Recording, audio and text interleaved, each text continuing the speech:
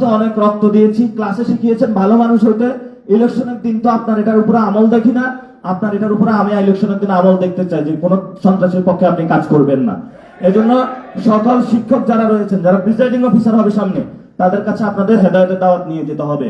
আর যারা এজেন্ট হবে তাদের কাছেও আপনারা যাবেন আর স্বেচ্ছাসেবক বাহিনী গঠন করবেন, সংগঠন গঠন করবেন, সাথে সাথে ইলেকশনের সিস্টেমটা গঠন করবেন।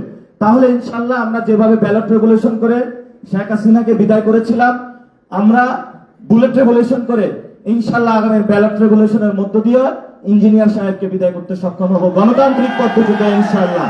আগামীর লড়াই গণতান্ত্রিক লড়াই। এই গণতান্ত্রিক লড়াইয়ে সকল বুম বাং ইন্টারপাস ইঞ্জিনিয়াররা বিজয় হবে ইনশাআল্লাহ। তো আপনারা এবার স্লোগান দিতে চাইলে আপনারা নিচ থেকে ওইখান থেকে কেউ দিতে পারেন।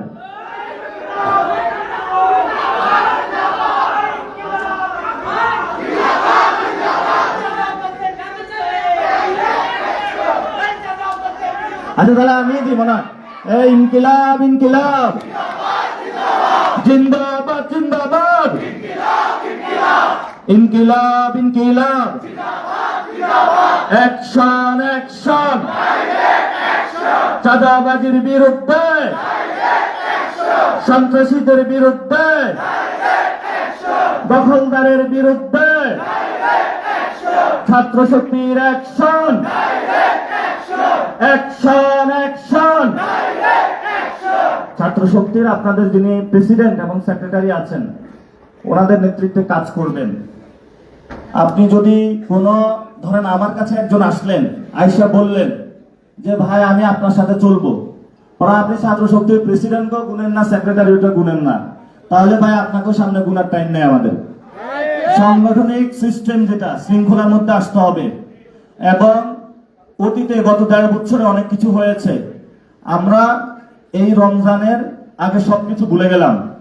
এখন আল্লাহর হস্তে সাংগঠনিক ফরম্যাটে চলে আসেন। সাংগঠনিক ফরম্যাট হবে প্রেসিডেন্ট সেক্রেটারি থাকবে, বিভাগীয় যিনি সভাপতি থাকবেন। তবে আবারই প্রেসিডেন্ট সেক্রেটারির প্রতি অনুরোধ, ওইখানেও যিনি আসবে অর্থাৎ জেলার যিনি প্রেসিডেন্ট, উনিও যাতে মেরিট বেসিসে আসে এবং উনিও যাতে যেই সুন্দর একটা সিস্টেম সেটার মধ্যে দিয়ে আসে, তাহলে উনিও আপনাদেরকে মান্য করবে এবং আপনাদেরও হোল্ড পুরো বাংলাদেশে থাকবে।